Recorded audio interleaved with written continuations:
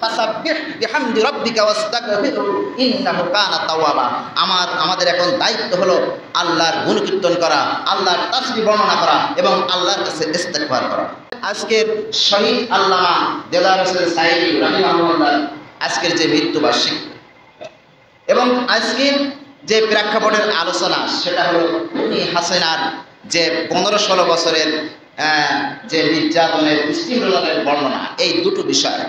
তো আমরা স্মরণ করব আসলে আজকে যার দোয়া অনুষ্ঠান করছি তার নামের পূর্বে শহীদ শব্দটা আমাদেরকে আগেই ব্যবহার করতে হবে, এটি কিন্তু আমরা ভুলে যাচ্ছি।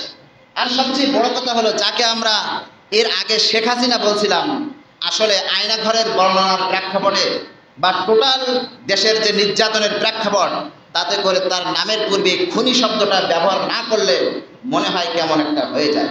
যাই হোক, সম্মানিত উপস্থিতি, যে কথাটা বলতে হয়, আল্লামা শহীদ আল্লামা দেলোয়ার হোসেন সাঈদী রাহিমাহুল্লাহর ব্যাপারে দুই একটা কথা না বললে নয়। তার জন্ম হয়েছিল বাংলার এই জমিনে, তিনি জন্মগ্রহণ করেছিলেন পিরোজপুর জেলায় জন্মগ্রহণ করেছিলেন।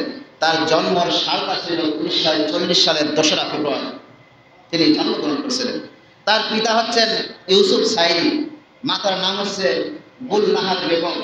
তিনি তার পারিবারিক জীবনে তার কোনো কন্যা সন্তান ছিল না, কেবলমাত্র 4 জন পুত্র সন্তান তার ছিল। কিন্তু তাকে যখন মানবতা বিরোধী এই আইন যখন তাকে ফাঁসির রায় দেওয়া হয়, তখন এই সংবাদ শুনে আকস্মিকভাবে অসুস্থ হয়ে তার বড় ছেলে মুহিউদ্দিন সাঈদী মারা যান। এরপরে আর যে 3টি ছেলে পরবর্তীতে থাকে, শামীম সাঈদী, মাসুদ সাঈদী আর হলো নাসির সাঈদী। তো এই মাসুদ সাঈদী তিনি এখন ওই পিরোজপুর জেলার ইন্দুরকানী উপজেলার চেয়ারম্যান। এই হলো মোটামুটি তার পারিবারিক ইতিহাস। এরপরে আমরা একটু তার শিক্ষা জীবন সম্পর্কে দুই একটা কথা না বললে নয়। আল্লামা সাঈদী জন্মগ্রহণ করার পর তার পিতার যে মাদ্রাসা ছিল, সেই মাদ্রাসায় তিনি সর্বপ্রথম শিক্ষা জীবন শুরু করেন। এরপর থেকে তিনি যখন দোকান থেকে দাখিল পাস করার পরে আলেমে উনি খুলনা আলিয়া মাদ্রাসায় কিছুদিন লেখাপড়া করেন। এরপর তিনি সরসিনা আলিয়া মাদ্রাসায় একটা বড় সময় ওখানে লেখাপড়া করেন। তো সরসিনা আলিয়া মাদ্রাসা থেকে 1962 সালে তিনি কামেল পাস করেন। 1962 সালে, তাহলে জন্ম হলো 40 সালে, 22 বছর বয়সে উনি কামেল পাস করেন। ওখান থেকে আরো 5টি বছর অর্থাৎ 67 বছর বয়স পর্যন্ত তিনি কোরআন, হাদিস, দর্শন বিভিন্ন ব্যাপারে আরো বেশি করে জ্ঞান অর্জন করেন। এরপর 67 সাল থেকে তিনি এই একামতে দিনের দায়িত্ব অর্থাৎ কোরআনের আওয়াজ বাংলাদেশের প্রতিটি স্থানে পৌঁছে দেওয়ার জন্য, শুধু তাই না, বহির্বিশ্বে পৌঁছে দেওয়ার জন্য তিনি দায়ী আল্লাহর ভূমিকা পালন করেন। সুদীর্ঘ 50টি বছর তিনি দায়ী আল্লাহর ভূমিকা পালন করেন, যে কারণে আজকে সাঈদী সাহেব শুধুমাত্র একটি রাজনৈতিক দল বলে কথা না, বাংলাদেশের বা বিশ্বের প্রত্যেকটা মুসলমানের হৃদয়ের স্পন্দন তিনি ছিলেন। এখন তিনি ইসলামের দায়ী আল্লাহর ভূমিকা পালন করতে করতে 1979 সালে তিনি বাংলাদেশ জামাত ইসলামীতে যোগ দেন। দেখেন, তার কিন্তু আগের কিন্তু কোনো রাজনৈতিক পরিচয় ছিল না। 1979 সাল পর্যন্ত তার কোনো রাজনৈতিক পরিচয় ছিল না। 79 সালে তিনি বাংলাদেশ জামাত ইসলামীতে যোগ দেন।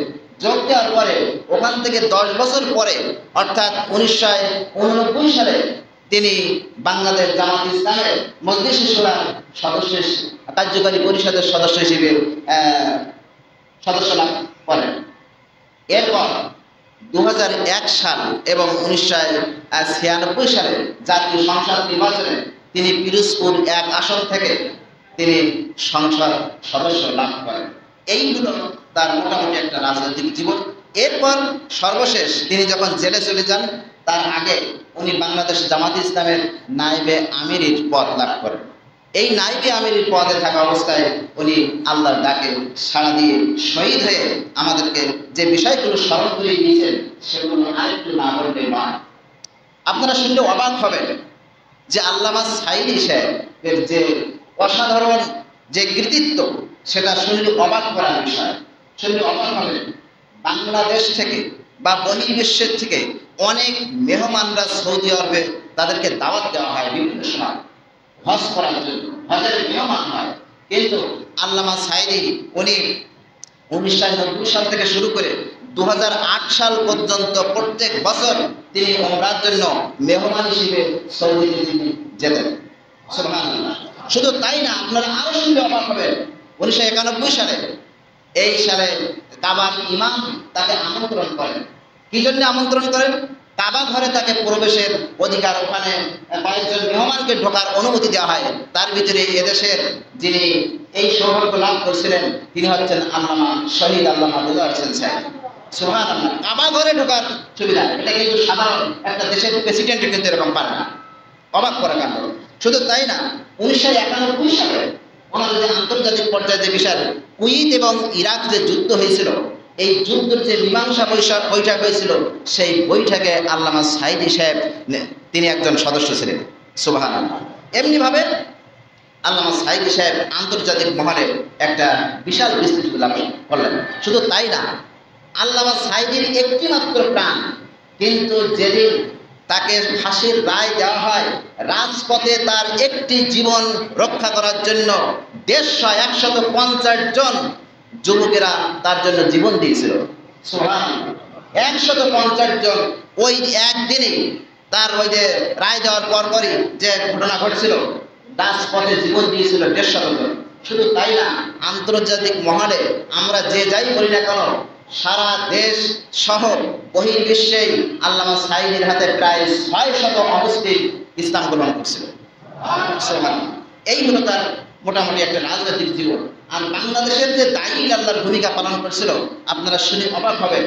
বাংলাদেশের প্রত্যেকটা জেলা শহর, বিভাগীয় শহরে তিনি 2 দিন ব্যাপী, 5 দিন ব্যাপী, 3 দিন ব্যাপী এই তাফসীর মাহফিল করছেন। আমাদের খুলনায় তিনি 2 দিন ব্যাপী সার্কিট হাউস ময়দানে তাফসীর মাহফিল করছেন। এইটি করছিল উনি 38 বছর। 38 বছর খুলনায় সার্কিট হাউসে সাঈদ সাহেবের মাহফিল হয়েছিল 2 দিন ব্যাপী। এবার যদি আমরা নজর করি যে আসলে চট্টগ্রামে যে তাফসীর মাহফিল হতো, এটা 5 দিন ব্যাপী হতো। এটাও আপনার 39 বছরের ছিল। 39 বছর তিনি তাফসীর ওখানে রাখছেন, সেটা হলো 5 দিন ব্যাপী, চট্টগ্রামের সবচেয়ে বেশি সময়। এমনিভাবে 3 দিন ব্যাপী, বিশেষ করে 3 দিন ব্যাপী, 2 দিন ব্যাপী যে বগুড়া, রাজশাহী এবং অন্যান্য ঢাকার 2 স্থানে এই এলাকাগুলোতে উনি 38 বছর, 39 বছর, 25 বছর, 35 বছর এই তাফসীরগুলো উনি করছেন। সুবহানাল্লাহ। যাই হোক, আমরা তার জন্য আসলে দোয়া মাগফিরাত কামনা করার জন্য আজকের এই আলোচনা অনুষ্ঠান। আজকের আলোচনায় আমাদেরকে বুঝতে হবে যে তিনি যে আসলে আল্লামা খেতাব লাভ করছিল, এটাও আর একটা ব্যাপার। তিনি 1991 সালে সৌদি সরকার তাকে এই আল্লামা খেতাবটা দিয়েছিল। এটা কিন্তু আমরা দেইনি, এটা কিন্তু এদেশের মানুষ দেয়নি, এটা কিন্তু বহির্বিশ্বের থেকে আমরা এই আল্লামা খেতাব পেয়েছি। এরকম খেতাব কিন্তু আরো যে আলেম আছে, যাই থাকুক না কেন, এরকম পাওয়া কিন্তু খুব মুশকিল। তো যাই হোক, আসলে আমাদেরকে এখন তিনি তার জীবন আমরা আলোচনা করলাম, কিন্তু আমাদেরকে এখন 2-1টা কথা না বললে নয় যে এখন এই মুহূর্তে আমাদের করণীয়টা কি, আমাদেরকে কি করতে হবে। আমরা এতদিন তো ছিলাম জুলুমের জিন্দানখানায় ছিলাম, জুলুমের জিন্দানখানায় আমরা ছিলাম। আয়না ঘরে যারা ছিল তারা আলো পায়নি, বাতাস পায়নি, আজান শুনতে পায়নি, দুনিয়ার এই আলো তারা 10 বছর 8 বছর তারা দেখতে পায়নি। কিন্তু শুকরিয়া, আমরা তো দেখছিলাম নাকি, আমরা তো তাদের চেয়ে বেশি নির্যাতন সহ্য করিনি। তারা যখন বাড়িতে ফিরে আসছে, 1 বছর আগে দেখা গেছে তার স্ত্রী সিদ্ধান্ত নিয়ে অন্য জায়গায় চলে গেছে, এমন ঘটনাও ঘটছে। অবাক করা কাণ্ড। তো এই জন্যই আমাদেরকে এখন যে ভূমিকাটা রাখতে হবে, সেই ভূমিকার কথা একটু না বললে নয়। আজকে এই হরিলাল বাইতুল মামুর জামে মসজিদের আজকের যে অনুষ্ঠানটা আজকে পরিচালনা করছে, একটা যুব সমাজ, একদল যুবক এই অনুষ্ঠানের আয়োজন করছে। তাদেরকে ধন্যবাদ জানাই। তাদের প্রশংসা না করলেই নয়, সেটা হলো রাসূল আকরাম সাল্লাল্লাহু আলাইহি সাল্লাম এরকম মানুষদেরকে নিয়ে বসছেন, উত্তপ্ত বালুর উপরে বসছেন, সেখানে তাদেরকে নসিহত করছেন। এমন এক সময় এক যুবক এসে হাজির। কিন্তু ওই জায়গাটা এত উত্তপ্ত, এত বালুময় জায়গা যে ওখানে বসার কোনো পরিবেশ নয়। তখন রাসূল আকরাম সাল্লাল্লাহু আলাইহি সাল্লাম তার ঘাড়ের যে চাদর ছিল সেই চাদরটা ওই যুবকের দিকে নিক্ষেপ করলো। সুবহানাল্লাহ।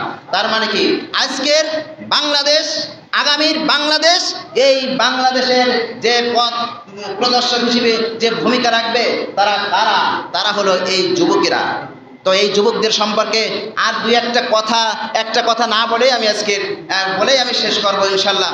সেটা হলো রাসূল আকরাম সাল্লাল্লাহু আলাইহি সাল্লামের যে সাহাবী ছিল হযরত ওমর ফারুক রাদিয়াল্লাহু তাআলা আনহু, রাসূল আকরাম সাল্লাল্লাহু আলাইহি সাল্লামের স্ত্রী আয়েশা সিদ্দিকা রাদিয়াল্লাহু তাআলা আনহুকে যখন তোহমত দেওয়া হয়েছিল, তাকে যখন অপবাদ দেওয়া হয়েছিল, তখন রাসূল আকরাম সাল্লাল্লাহু আলাইহি সাল্লাম সবাইকে নিয়ে বসলেন যে তাই তো, এই যে তোহমত দেওয়া হয়েছে, এই যে অপবাদ দেওয়া হয়েছে, এ ব্যাপারে কি সিদ্ধান্ত করা হয়? তখন এক একজন এক এক মতামত পেশ করছে। তখন ওমর ফারুক রাদিয়াল্লাহু তাআলা আনহু বলছেন, আমি আল্লাহ রসুলের কাছে একটি প্রশ্ন করব, হে আল্লাহ রসুল, আপনার সাথে আয়েশার যে বিবাহ বন্ধনে আবদ্ধ হয়েছিলেন, এটা কি আপনি নিজে করছিলেন না আল্লাহর হুকুমে হয়েছিল?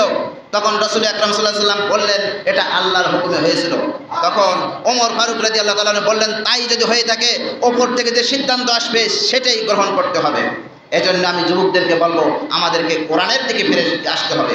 ওপরের যে সিদ্ধান্ত সেটা হচ্ছে কোরআন, ওপরের যে সিদ্ধান্ত সেটা পথ চলার বিষয় হলো হাদিস, এদিকে আমাদেরকে ফিরে আসতে হবে। শুধু তাই না, হযরত ওমর ফারুক রাদিয়াল্লাহু যখন হজ মৌসুমে যখন হজের কার্যক্রম চলতেছে, তখন মুজদালিফায় বসে হযরত ওমর ফারুক রাদিয়াল্লাহু তাআলা আনহু রাসূল আকরাম সাল্লাল্লাহু আলাইহি সাল্লামকে বলছেন যে, হে আল্লাহর রাসূল, আমি এখানে 2 রাকাত নামাজ পড়ব, পড়লে কেমন হয়? তখন আল্লাহ রসুল কিছু বলছে না। কারণ হলো ওখানে নামাজ, আল্লাহ রসুল বলতেছে যে এখানে নামাজ তো পড়লেও কোনো ক্ষতি নেই, না পড়লেও কোনো ক্ষতি নেই। সাথে সাথে আল্লাহ রাব্বুল আলামিন আয়াত নাজিল করে বলে দিলেন যে ওইখানে 2 রাকাত নামাজ পড়তে হবে। সুবহানাল্লাহ। হযরত ওমর ফারুক রাদিয়াল্লাহু তাআলা আনহুর তার কথার কারণে আয়াত নাজিল হয়েছিল। সেটা কেমন দেখেন, রাসূল আকরাম সাল্লাল্লাহু আলাইহি সাল্লামের সামনে রাসূল সাল্লাল্লাহু আলাইহি সাল্লাম উপস্থিত, একটু দূরেই দেখা যাচ্ছে একটা মহিলা, সে দপ বাজাচ্ছে, সে ঢোল বাজাচ্ছে, দপ বাজাচ্ছে। রাসূল আকরাম সাল্লাল্লাহু আলাইহি সাল্লাম দেখতেছে, কিন্তু আল্লাহ রসুলকে দেখে ওই মহিলা দপ বাজানো বন্ধ করেনি। যখন দপ বাজানো বন্ধ করেনি, কিছুক্ষণ পর হযরত আবু বকর সিদ্দিক রাদিয়াল্লাহু তাআলা আনহু এসে হাজির।